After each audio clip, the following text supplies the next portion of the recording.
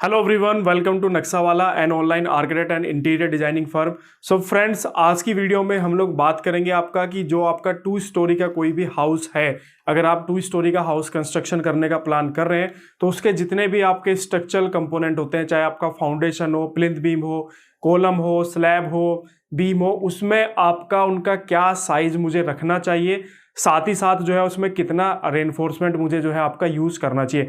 अक्सर जो है जब आप किसी कंसल्टेंट को हायर नहीं करते हो और खुद से अपने घर की जो है प्लानिंग करते हो तो इस टॉपिक को लेके आप अक्सर कंफ्यूज रहते हो कि मैं 4 सरिया कॉलम के अंदर डालूं या फिर मैं 6 सरिया डालूं, मुझे 12 mm यूज़ करना चाहिए या फिर मुझे आपका 16 mm यूज़ करना चाहिए, फाउंडेशन की गहराई मुझे कितनी ले जानी चाहिए, मिस्त्री आपसे बोल रहा है कि 4x4 होना चाहिए, आपका पड़ोसी आपसे आके बोल रहा है कि भाई 4x4 तो कम होता है, आप तो 5x5 लेना चाहिए, कोई तीसरा बंदा आ जा रहा है वो आपसे बोल रहा है कि अरे इतना बड़ा फाउंडेशन क्यों आपने खोद डाला। तो ये बड़ा कन्फ्यूजन होता है अक्सर जब भी आप घर बनाते हो, तो ये बहुत ही कन्फ्यूजिंग टॉपिक होता है क्योंकि हर कोई अलग अलग थिंकिंग होती है सबकी। आप खुद अलग चीज़ें सोच रहे हो, आपका पड़ोसी आके आपको कुछ अलग चीज़ें बता रहा है, आपका ठेकेदार जो है वो आपको कुछ अलग चीज़ें बता रहा है। तो इस कन्फ्यूजन आपको ना हो तो आज की वीडियो में हम आपके इसी कन्फ्यूजन को दूर करेंगे और हम बात करेंगे आपका कि जो भी आपका 2 स्टोरी का हाउस होता है उसके जितने भी स्ट्रक्चरल कंपोनेंट होते हैं उनके साइज क्या होना चाहिए, साथ ही साथ उसमें कितना सरिया आपका लगना चाहिए। क्लियर हुआ?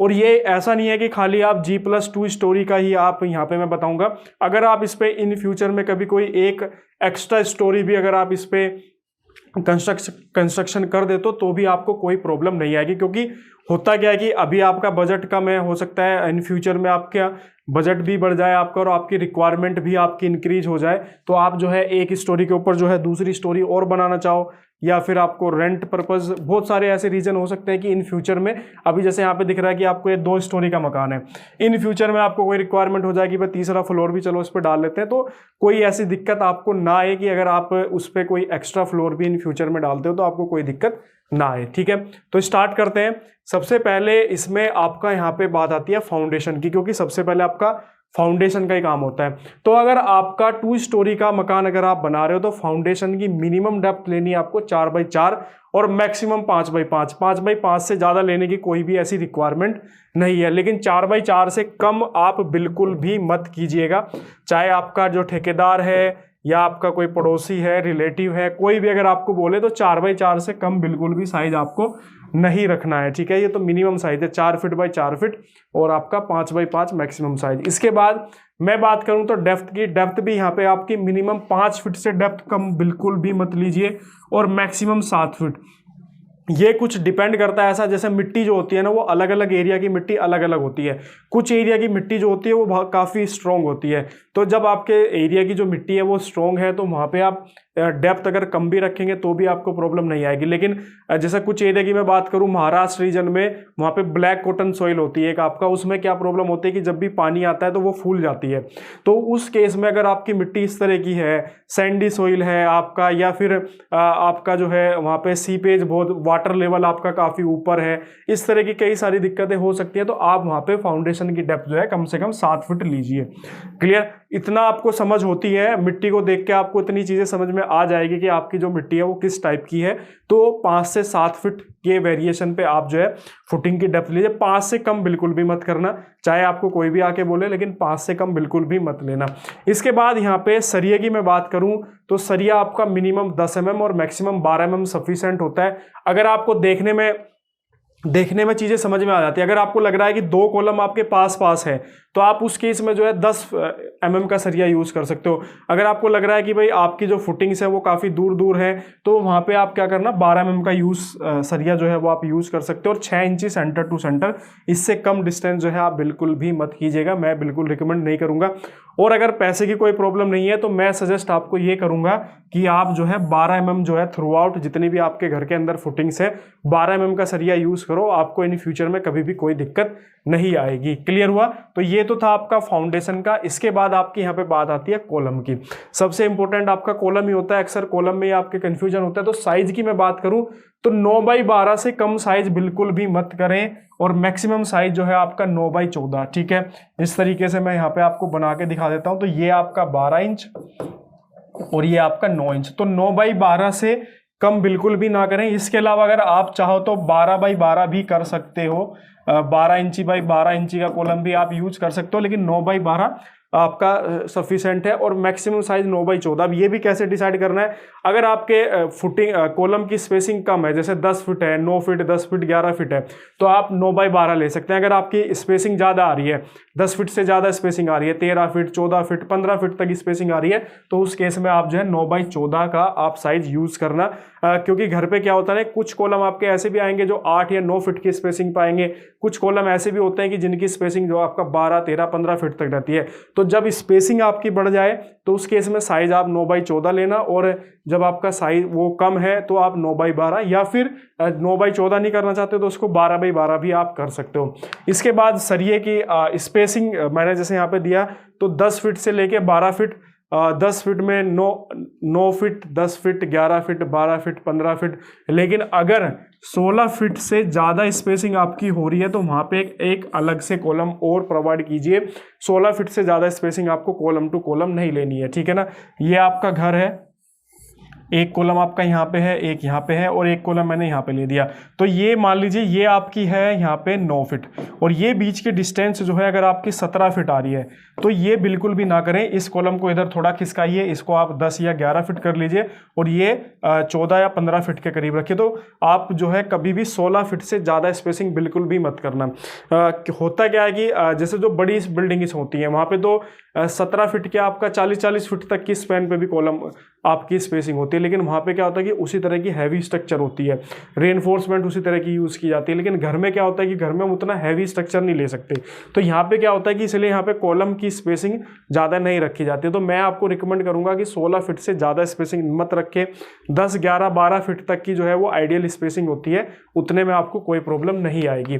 इसके अलावा मैं सरिये की बात करूँ तो आप 4, 16 और 2, 12, क्लियर, आपको क्या यूज करना है, 4, 16, 2, 12। तो यहाँ पे देखो कोने के जो सरिये हैं वो आपको 16 के रखने हैं, और बीच वाले जो सरिये हैं आपको ये 12 के। तो इस तरीके से आपको 4, 16, 2, 12 आप सरिया यूज कर सकते हो। या फिर आपको लग रहा है कि स्पेसिंग ज़्यादा है तो आप जो है 6, 16 भी यहाँ पे यूज कर सकते हो। या फिर अगर आपको लग रहा है कि कॉलम काफ़ी नज़दीक है, जैसे स्टेयर केस में क्या होता है, ये आपका स्टेयर केस है और 7 फीट की आपके यहाँ पे विड्थ है, एक कॉलम आपका यहाँ पे है, एक कॉलम यहाँ पे है, तो आप इसमें जो है 6 सरिये जो है सॉरी, इसमें आप जो है 6 सरिये 12 के भी यूज कर सकते हो, ठीक है। इस तरीके से क्लियर हुआ। तो ये थोड़ा सा जनरल आइडिया होता है, इतना तो जब आप कंस्ट्रक्शन कराते हो तो इतना तो आपको चीज़ें समझ में आ जाती है कि हाँ यहाँ पे आपकी चीज़ें पास हैं तो यहाँ पे थोड़ा मैं कम सरिया यूज़ कर लेता हूँ, यहाँ पे चीज़ें थोड़ी बड़ी हैं, स्पेसिंग ज़्यादा है तो यहाँ पे मैं ज़्यादा सरिया यूज़ कर लेता हूँ। लेकिन आपका क्या रखना है आपको, 4, 16, 2, 12, या फिर अगर आपको लग रहा है कि काफ़ी नज़दीक है कॉलम तो आप 6, 12 भी यहाँ पे यूज़ कर सकते हो। या आपको लग रहा है कि ज़्यादा स्पेसिंग है, काफ़ी बड़ी स्पेसिंग है, तो आप 6, 16 भी यहाँ पे यूज़ कर सकते हो। इसके अलावा जो आपकी स्टीरअप्स होती हैं, जो आपकी रिंग होती हैं, इसकी स्पेसिंग आपको रखनी है 6 इंच। 6 इंच से कम बिल्कुल भी ना रखें। ये स्टैंडर्ड साइज़ होता है आपका 6 इंच, तो 6 इंच मैं रिकमेंड करूँगा कि आप 6 इंच ज़रूर लें। इसके बाद आपका यहाँ पे नेक्स्ट आ जाता है आपका प्लिंथ बीम के बाद आपकी बात आ जाती है ऊपर जो आपका नेक्स्ट है आपका प्लिंथ बीम। तो प्लिंथ बीम भी आपका काफ़ी इंपॉर्टेंट होता है। प्लिंथ बीम के साइज की बात करूं तो मैं 9 बाई 9 से 9 बाई 12 आप यूज कर सकते हो, ठीक है। 9 बाई 9 भी अगर आप यूज़ करोगे तो भी कोई प्रॉब्लम नहीं है, लेकिन फिर से वही बात आ जाती है कि अगर किसी पोर्शन पे आपकी स्पेसिंग 12-13 फीट है तो उस केस में मैं रिकमेंड करूँगा कि आपको 9 बाई 12 लेना है, ठीक है ना। 9 ऐसे विड्थ रखनी है इसकी, 9 इंच ऐसे रखनी है, और 12 इंच जो है इसकी आपको डेप्थ लेनी है। तो इस तरीके से आपको लेना है 9 बाई 12, ये ठीक साइज है। 9 बाई 9 करोगे तो भी कोई आपको प्रॉब्लम नहीं आने वाली है। इसके बाद यहाँ पे आपका स्टील की मैं बात करूँ तो 4-12 या फिर 5-12, मैं यहाँ पे रिकमेंड करूँगा कि आप 5-12 का यूज़ कीजिए। इसमें आपका क्या होता है कि 3 सरिये नीचे यूज़ कीजिए और 2 सरिये आप जो है ऊपर यूज़ कीजिए, ठीक है ना। और अगर फिर से वही बात आती है कि आप कहीं पे आपकी कॉलम की स्पेसिंग 6, 7, 8 फीट है तो उस केस में आप 4-12 भी यूज कर सकते हो। फिर नेक्स्ट आपका स्टीरअप्स का सेम रहता है आपका 6 inch centre to centre, 8 mm का सरिया आप यूज़ कीजिए, और इससे ज़्यादा भी यूज़ नहीं करना और इससे कम भी यूज़ नहीं करना है, ठीक है ना। यहाँ पे देखो आपका प्लिंथ बीम है, और यही अगर आपकी स्पेसिंग ज़्यादा हो रही है, मान लीजिए ये स्पेसिंग आपकी 15 फीट हो रही है, तो आप यहाँ पे कम से कम 5 सरिये यूज़ कीजिए 12 mm डाया के, ठीक है। और यही स्पेसिंग अगर आपका 7 फीट है या फिर 8 फीट है तो आप यहाँ पे जो है 4 सरिये यूज़ कीजिए 12 mm के, ठीक है ना। ये मिनिमम होते हैं 4, इससे कम आप यूज़ नहीं कर सकते, ठीक है ना। तो 4 तो आपको लेना ही पड़ेगा। इसके बाद अब बारी आती है आपकी फ्लोर बीम की, जो आपके छत के बीम होते हैं। इसमें मैं यहाँ पे साइज़ रिकमेंड करूँगा आपको 9x12। 9x12 जो है आपका स्टैंडर्ड साइज़ होता है और काफ़ी अच्छा साइज़ है। यहाँ पे आपको कोई प्रॉब्लम नहीं आने वाली है। लेकिन मैं ये रिकमेंड करूँगा कि आपको सबसे पहले आप अपनी जो ब्रिक्स हैं, दीवार हैं, वो खड़ी कीजिए, उसके बाद ही स्लैब की कास्टिंग कीजिए। अक्सर लोग क्या गलती करते हैं आज के टाइम पे कि स्ट्रक्चर बना लेते हैं और बाद में जो है आपका जो वॉल्स हैं वो कंस्ट्रक्ट करते हैं। तो आपको ये नहीं करना। आपको जो है यहाँ पे करना क्या है, आपको वॉल्स सबसे पहले खड़ी करनी है, उसके बाद आपको छत की ढलाई करनी है। तो साइज 9x12, 9x14 भी ले सकते हो। अगर किसी स्पैन पे अगर आपका 15 फीट तक स्पैन है, ज़्यादा स्पैन आ रहा है, तो आप वहाँ पे 12x12 या फिर 9x14 आप ले सकते हो। ये वहाँ पे आप ऑन साइड चीज़ें एडजस्ट कर सकते हो। सरिया इसके अंदर आपका 4/16 या फिर 6/12। 4/16 अगर आपका स्पैन ज़्यादा है तो आप इस तरीके से भी कर सकते हो कि ऊपर आपके 2/16 हो गए और नीचे आपके 3/16 हो गए, क्लियर। या फिर इसके अलावा अगर आप यहाँ पे 16 नहीं देना चाहते तो आप 12 भी यूज़ कर सकते हो। 3 ऊपर 12 और 3 आपके नीचे 12। तो इस तरीके से भी आप ले सकते हो, जैसे आप करना चाहो। इसके अलावा स्टेप्स का सेम रहेगा आपका 6 इंची सेंटर टू सेंटर। 6 इंच से ज़्यादा या कम करने की कोई भी ऐसी रिक्वायरमेंट नहीं है। इसके बाद बात आती है आपकी यहाँ पे स्लैब की। स्लैब में आपकी जो थिकनेस सबसे इंपॉर्टेंट होती है, तो स्लैब की थिकनेस मैं आपको रिकमेंड करूँगा कि 5 से 6 इंच आप रखें। अगर आपका मान लीजिए 10x10 का आपका गाला है, 10x10 की आपका स्पैन है, तो यहाँ पे आप 5 इंच आपका सफिशेंट है। अगर आपका इससे ज़्यादा हो रहा है, जैसे कोई कमरा है आपका, ये मान लीजिए आपका यहाँ पे 12 फीट है और ये आपका 15 फीट है, तो मैं रिकमेंड करूँगा यहाँ पे आप 6 इंच ले।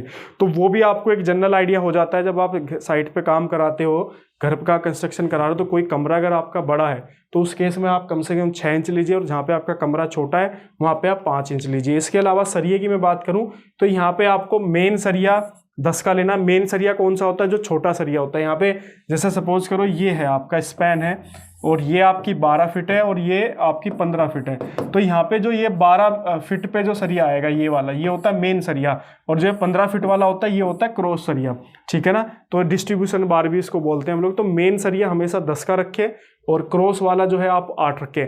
और अगर फाइनेंशियली कोई प्रॉब्लम नहीं है तो आप, मेरे हिसाब से मैं रिकमेंड करूँगा कि आप दोनों सरिया जो है 10x10 यूज़ कीजिए।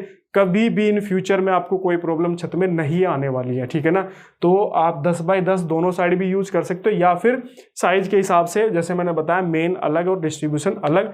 और इसकी जो स्पेसिंग आपकी रहेगी, स्पेसिंग आपका 5 से 6 इंच, ठीक है ना। मेन सरिया आपको 5 इंच पे, क्रॉस वाला आपको 6 इंच पे यहाँ पे रखना है, क्लियर। इसके बाद आपका यहाँ पे नेक्स्ट आता है स्टेयर केस। स्टेयर केस में अक्सर हम लोग गलती करते हैं। स्टेयर केस में मैं आपको थिकनेस जो इसकी होती है वेस्ट स्लैब की, ये जो स्लैब होती है ये आप 5 से 6 इंच, लेकिन मैं पर्सनली आपको रिकमेंड करूँगा कि आप 6 इंच से कम बिल्कुल भी ना रखें, ठीक है ना। क्योंकि स्टेयर केस ऐसा होता है कि उस पर मूविंग लोड आता है, वाइब्रेशन उस पर सबसे ज़्यादा होते हैं।